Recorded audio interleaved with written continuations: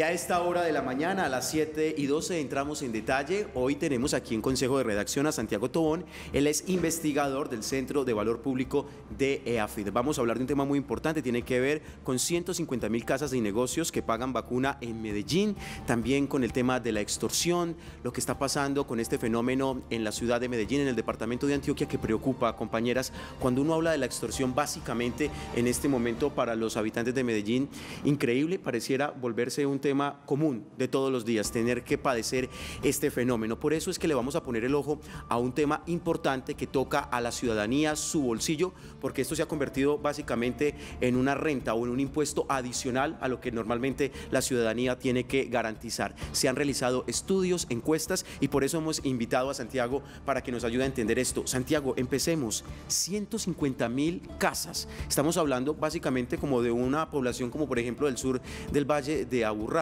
Son 150.000 casas que pagan, en este caso sus familias, extorsión. ¿Qué más detalles o qué otras cifras arrojó este estudio que ustedes realizaron?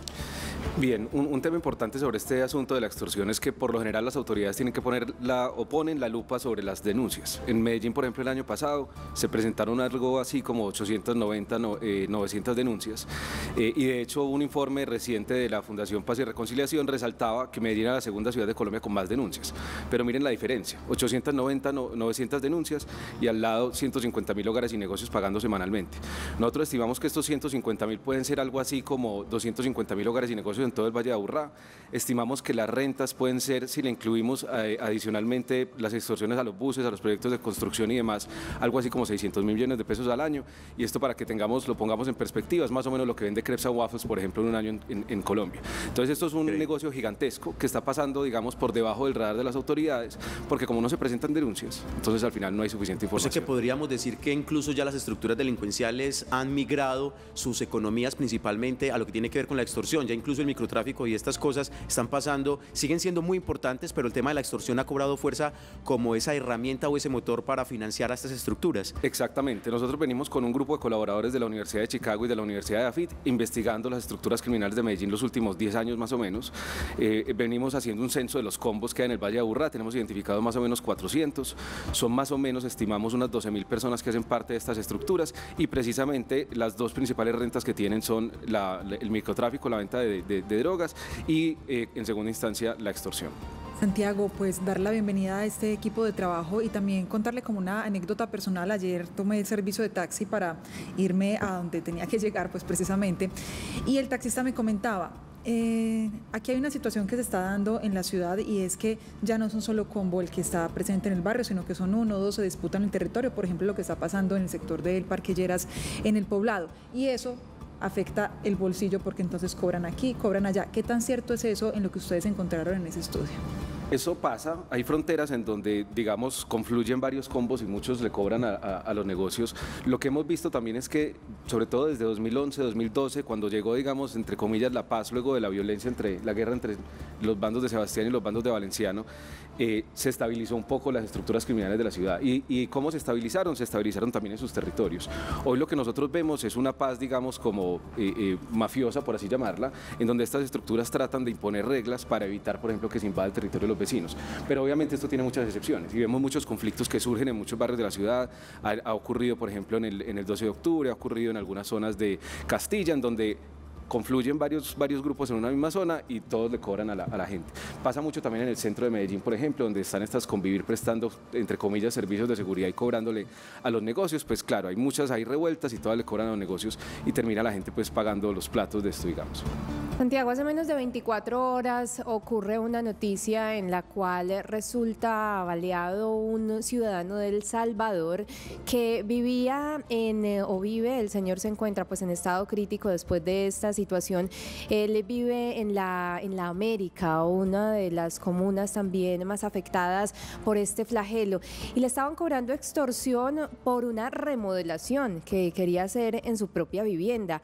¿hasta dónde ha llegado este punto de las extorsiones que le cobran hasta por hacer una remodelación en la vivienda?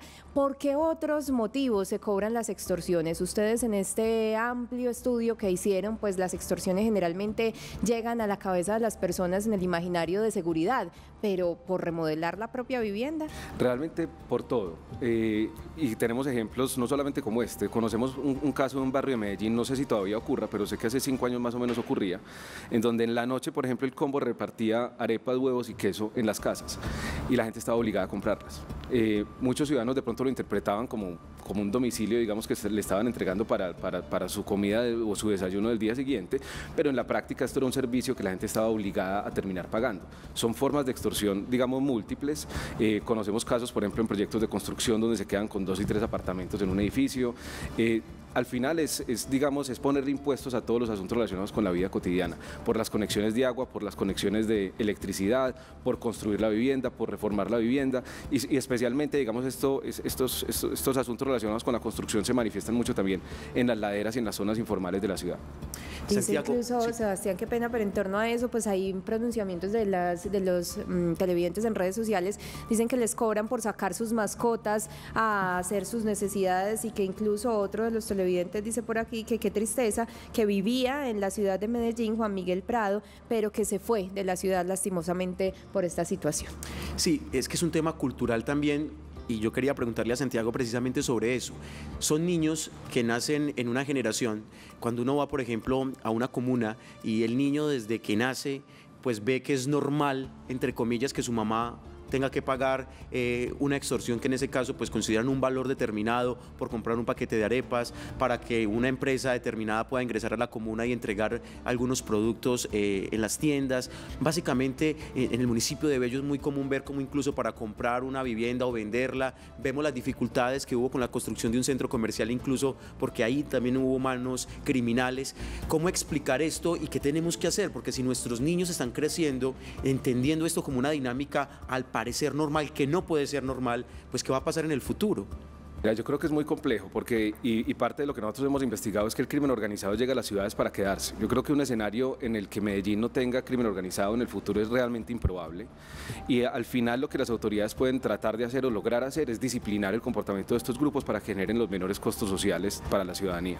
Al final estos grupos, su principal activo es el control territorial y una vez un combo controla un territorio, pues ahí va a tener un monopolio local de la venta de drogas, por ejemplo, va a tener el monopolio de la extorsión y va a empezar, una vez se tiene el control territorial, es muy poco costoso diversificarse. Entonces, por eso el tema de los huevos, de las arepas, lo que mencionabas, por ejemplo, de la entrada de distribuidores, por ejemplo, de pipetas de gas, etcétera, empiezan a controlar el territorio y ese es su principal activo, resulta siendo una renta muy importante y al final yo creo que lo que las autoridades pueden tratar de hacer es simplemente procurar que esto genere los menores costos sociales posibles, como te decía. ¿Por qué?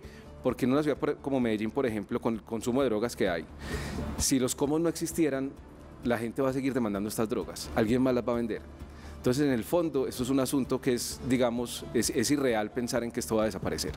Pues investigador Santiago, son las 7:20 de la mañana y le proponemos que a esta hora nos conectemos con nuestro periodista en la calle, Yosimar Bustamante, quien también analiza esta situación, qué dicen las autoridades, cuáles son esas modalidades de extorsión que están plenamente identificadas y cómo se combaten. Yosimar, nuevamente buenos días, gusto saludarlo de mi parte.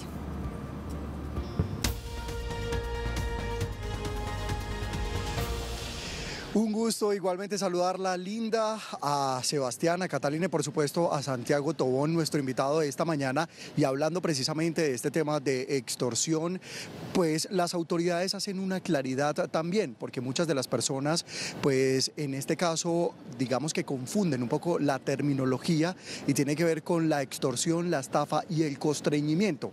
Para conocer un poco de este proceso, escuchemos lo que dice el comandante encargado del Gaula Metropolitano sobre qué es la estafa. La estafa es a través de engaños o de medios que pues logren engañar a la persona y sea decisión de la persona entregar dinero o de pronto tomar alguna determinación frente a algunos hechos. En ese sentido lo que hacen es engañar a la persona para que ella tenga la decisión y empiece a hacer algunas acciones. Es decir, en un caso, por ejemplo, cuando llaman y dicen si usted tiene una lotería, se ganó una lotería, pero para ganárselo tiene que consignar, estamos frente a un delito de estafa. 7 de la mañana, 21 minutos, pero también otro de los delitos que comúnmente se evidencia en las diferentes comunas de la capital del departamento de Antioquia, y de acuerdo al informe entregado por la Fundación Paz y Reconciliación en el año 2023, que estos delitos empezaron a crecer, a diferencia del año 2022, se habla también del constreñimiento. Pero ¿sabe usted qué es el constreñimiento? A continuación también les decimos de qué se trata. Este constreñimiento es básicamente cobrar de una manera indebida que puede llegar hasta lo ilegal. Entonces, este tema ya es un constreñimiento porque incluso en estos hechos las mismas víctimas conocen que tienen deudas y saben por qué les están haciendo los cobros. Sin embargo, esto es un delito, esto también se puede colocar en conocimiento de las autoridades. Según este informe de Paz y Reconciliación, en Colombia la extorsión creció entre 2022 y 2023 en un 7.9%, pasando de 9.701 casos a 10.560 casos solo en un año, y Medellín sigue siendo la ciudad que más casos representa en todo el Valle de Aburrá. Escuchemos qué significa entonces la extorsión. Usted ya pierde esa capacidad de toma de decisiones y aparte de eso no existe ningún negocio previo frente a la solicitud de dinero que le están haciendo. Entonces esto lo que hace es un cobro que en muchas ocasiones se disfraza de muchas maneras, en temas de seguridad, en temas de, digamos, de arreglos, de convivencia, que no tienen la capacidad ni son la autoridad para hacerlos, pero que de todas maneras están haciendo este tipo de requerimientos. Dentro de las diferentes modalidades que acabamos de escuchar, que pues las personas se ven afectadas por la extorsión, yo quiero aprovechar, compañeros, para preguntarle a nuestro invitado esta mañana, y tiene que ver con las llamadas extorsivas, muchas de ellas que se dan desde los centros penitenciarios. Ustedes, dentro de esta investigación, desde la Universidad de AFIT, en compañía de la Universidad de Chicago, ustedes han evidenciado cuáles son esos centros penitenciarios y por qué no se ha regulado el hecho de que ellos puedan tener allí acceso a estas llamadas telefónicas.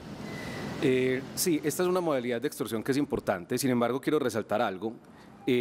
El diagnóstico de que esta es la principal fuente de extorsión proviene de que la principal razón por la cual las personas denuncian casos de extorsión es por este tipo de llamadas, porque la gente que está en los barrios pagando cuotas de extorsión no denuncia. Entonces, muchas denuncias se presentan por estos casos. Eso nos lleva a pensar que esta es, digamos, una de las principales fuentes de extorsión que hay. Obviamente es importante, pero lo que nosotros vemos en territorio es que lo más importante son las extorsiones en las casas, en los hogares, en los barrios, ¿sí? Ahora, ¿qué pasa con estas llamadas desde la cárcel? Es muy difícil controlarlo. ¿Por qué? Porque en la práctica las autoridades carcelarias no tienen el control de los centros penitenciarios. Ustedes van a Bellavista y en un patio en Bellavista lo controlan los internos que están haciendo parte de ese patio. Ellos son los que regulan, y además de esto también sí que hay extorsiones, regulan el comportamiento y la vida dentro de estos patios. ¿Cómo? Le cobran a la gente por entrar al baño, le cobran a la gente por usar el teléfono, etcétera. Entonces, al final, realmente las autoridades hoy no tienen capacidad de controlar los centros penitenciarios por dentro. Por eso es que estas llamadas, digamos, se presentan de prácticamente todos los centros carcelarios de Colombia, y en la práctica las autoridades no tienen cómo controlarlo.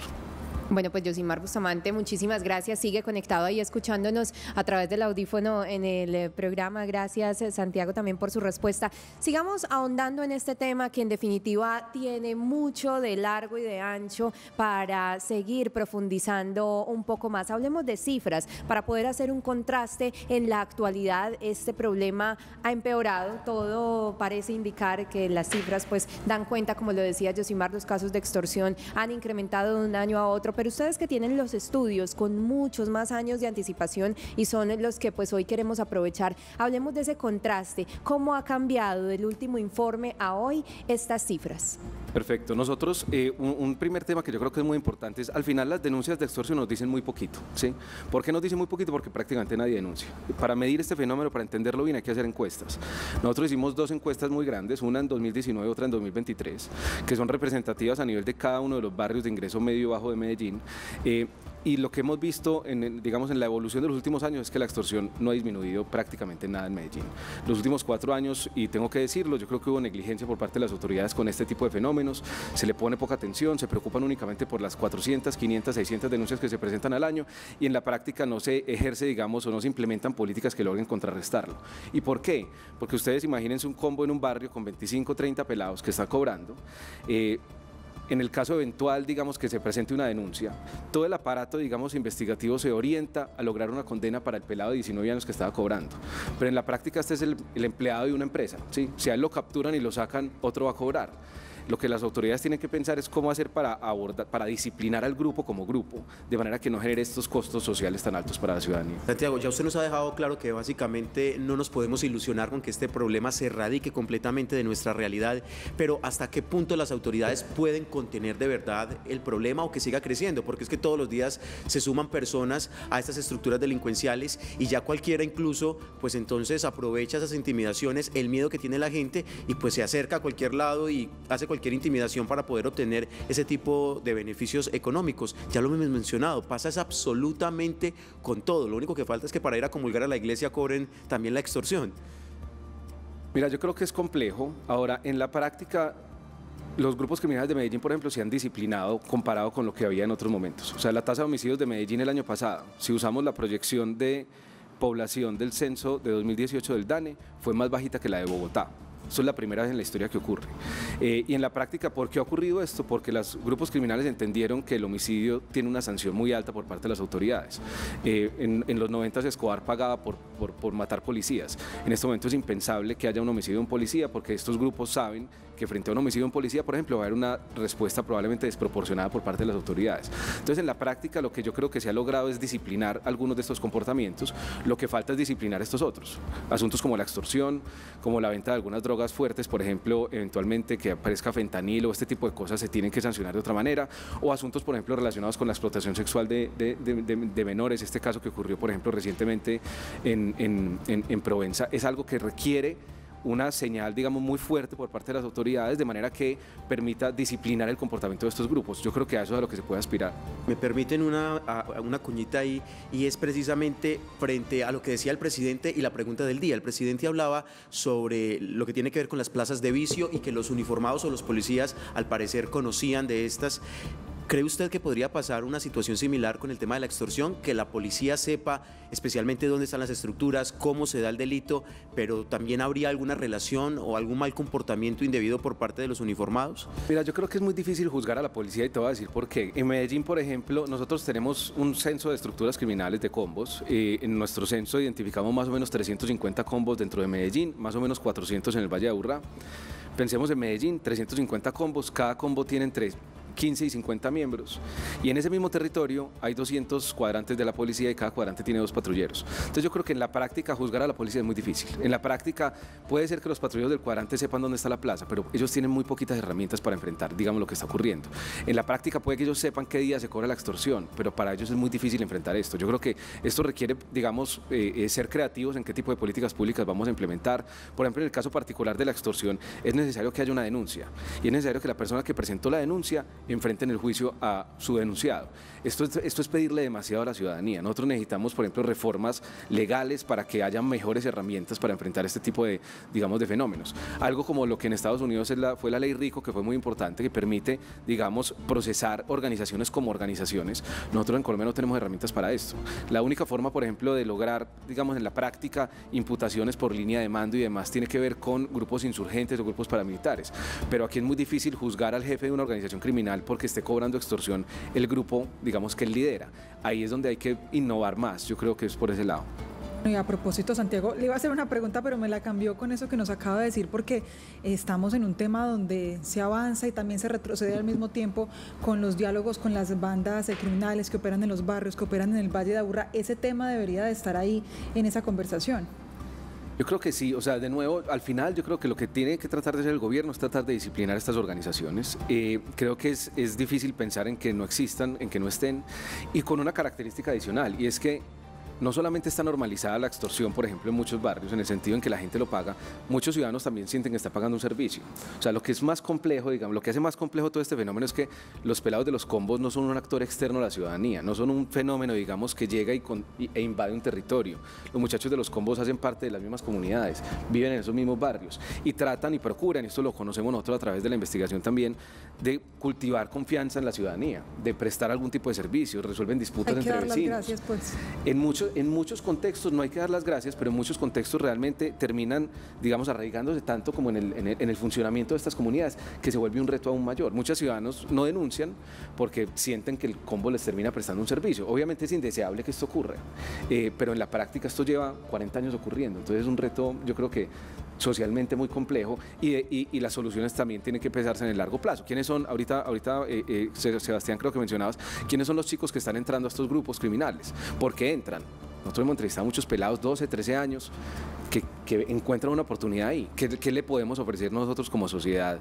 Digamos, de manera alternativa? Ahí hay muchos retos. Diego, y si uno le da una mirada a las consecuencias del que no paga la extorsión para la familia, para el negocio, en ese estudio que ustedes hicieron encontraron que en realidad sí cometen algún tipo de reacción porque la persona no pague. Sí, pues casos, por ejemplo, como esta situación del ciudadano del Salvador que hablábamos ahorita, ocurren. En la práctica depende. Sí, ¿y de qué depende? Por ejemplo, si es un negocio nuevo, si es una persona recién llegada al barrio, por ejemplo, extranjera, etcétera, el tipo de sanciones que hay frente a esta persona son diferentes.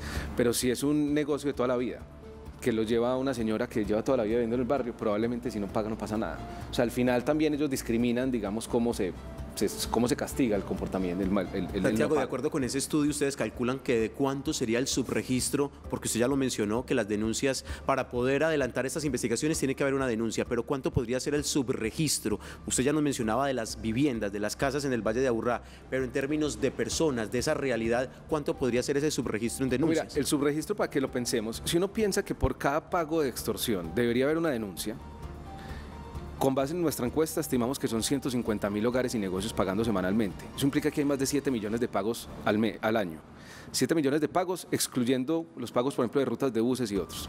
Y comparado con esos 7 millones de pagos, hay menos de 1.000 denuncias al año en Medellín. Entonces, en la práctica, el subregistro es prácticamente completo. O sea, aquí por eso es que nosotros creemos que no es, digamos, no es útil pensar en las denuncias, no es útil ponernos metas en denuncias. Y esto, por ejemplo, es una recomendación que le hicimos a la alcaldía del Consejo relacionada con el plan de desarrollo. Pensar en metas relacionadas con reducir las denuncias de extorsión no tiene sentido. O sea, las denuncias no pueden ser un termómetro para este tema. No pueden ser un termómetro.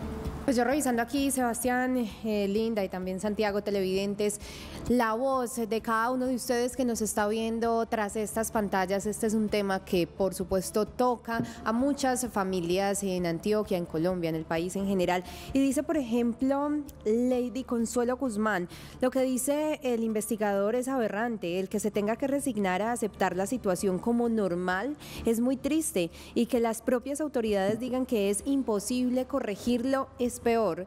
Ya usted nos mencionaba, Santiago, esto lleva 40 años ocurriendo. Investigación tras investigación, pues vemos que las cifras o siguen iguales o en definitiva no mejoran. También nos mencionaba pues que la comunidad debe participar un poco más y denunciar, pero si denuncian, muchos de ellos pueden verse también en peligro de muerte quizás, o algunos de los del barrio que simplemente pues sienten que les están prestando un servicio es porque hay una deficiencia en la justicia tradicional y no sienten acompañamiento. Entonces esto tiene muchas aristas, tiene muchas formas de verlo y digamos muchas miradas y muchas perspectivas, pero si vamos enfocándonos más hacia la solución, así sea a mucho largo plazo, de este problema, ¿qué podríamos decir puntualmente? ¿Por dónde arrancar? Si por la pedagogía, si por la educación, si por el gobierno nacional, ¿por dónde? Porque pareciera un problema que no tiene ni por dónde cogerse. Mira, yo creo que la solución va por lo siguiente. Nosotros estimamos, de nuevo, que son más o menos 12.000 miembros que hacen parte de las estructuras criminales del Valle de Aburrá. Entonces pensemos que ese es como el tamaño óptimo de la organización, por así llamarlo, ¿sí? Aunque no es una sola organización, son muchas, pero pensemos que ese es el tamaño óptimo del crimen organizado en Medellín hoy, dadas las rentas que tiene. Que prestan esa función de extorsión. ¿Cómo podemos pensar en que esto sea, digamos, menor? Es cómo hace, digamos, Medellín como sociedad para que el año entrante no sean 12.000 sino 11.500, el año siguiente 11.000, etcétera, etcétera.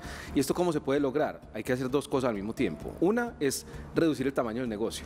Y para reducir el tamaño del negocio, por ejemplo, hay que reducir la extorsión o hay que reducir, por ejemplo, el consumo de drogas. Si se reducen, digamos, el tamaño del negocio, pues el tamaño es como si, no sé, el éxito estuviera vendiendo menos, pues tiene que despedir unos empleados. Entonces, si estos grupos venden menos, pues va a ir reduciendo, digamos, el tamaño óptimo de estas organizaciones. Y en paralelo a eso, los chicos que están interesados en entrar a los combos hay que reorientarlos.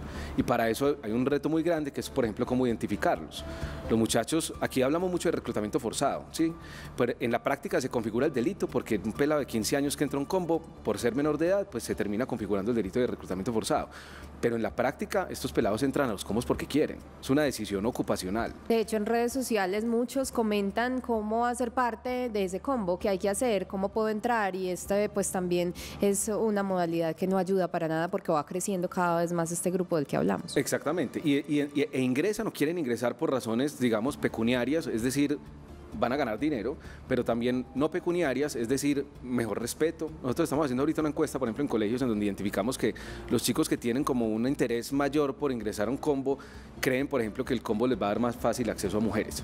Es un asunto relacionado también como con esa idea del jefe del combo del barrio, de cómo opera. Entonces, volviendo a la pregunta que me hacías, yo creo que hay que actuar en paralelo en estas dos direcciones. Primero, reducir las rentas, y segundo, reducir el interés de los chicos por entrar a los combos, y así tal vez dentro de 5 años, dentro de 10, el tamaño óptimo de esto no sean 12.000 personas, sino 8.000, 7.000 y así sucesivamente. Yo creo que esto es un asunto de largo plazo que tiene unas raíces sociales muy complejas. No creo que esto se solucione encarcelando los 12.000 pelados. Si acaso la principal fuente de reclutamiento es una cárcel en Medellín, ingresa un joven capturado por robarse un celular a Bellavista que no hace parte de una organización criminal, lo más probable es que termine siendo reclutado. Bueno, Santiago, la última pregunta para finalizar con este tema, y le quería preguntar sobre esta realidad en el departamento de Antioquia. Básicamente este estudio está relacionado con el Valle de Aburrá, pero no sé si ustedes tengan también información de cuáles son las subregiones de este departamento que también padecen este flagelo de la extorsión. Mira, nosotros sabemos que esto ocurre en muchas partes, no tenemos datos tan precisos como los que tenemos en el Valle de Aburrá. De hecho, ahorita estamos formulando un proyecto para tratar de buscar recursos. Todo esto que les he contado, esto es financiado por recursos del Ministerio de Ciencias, del Sistema General de Regalías, del gobierno americano, del gobierno británico, fundaciones, etcétera. Estamos buscando recursos para ampliar las encuestas a otras subregiones. Sabemos que esto pasa en muchas partes, está pasando mucho, por ejemplo, en el suroeste, en Urabá sin duda es muy complejo, en el Bajo Cauca es muy complejo, pero lo cierto es que no tenemos cifras concretas para poder pensar cuál es la dimensión de esto. De hecho, casi que ninguna ciudad de Colombia tiene cifras como las que en este momento tiene Medellín. Hoy ponemos la lupa sobre Medellín porque tenemos estos datos, pero nadie sabe cuánta extorsión hay en Cali, ni en Barranquilla, ni en Cartagena. Hay un reto muy grande. Muy bien, 7 de la mañana, 38 minutos. Santiago Tobón, investigador del Centro de Valor Público de EAFIT. Muchísimas gracias por venir a entregarnos estos datos, a ampliarnos estos conceptos, y esperamos que en las próximas investigaciones, pues estas cifras, al menos en lo que compete a este tema, sigan mejorando. Muchas gracias a ustedes por la invitación.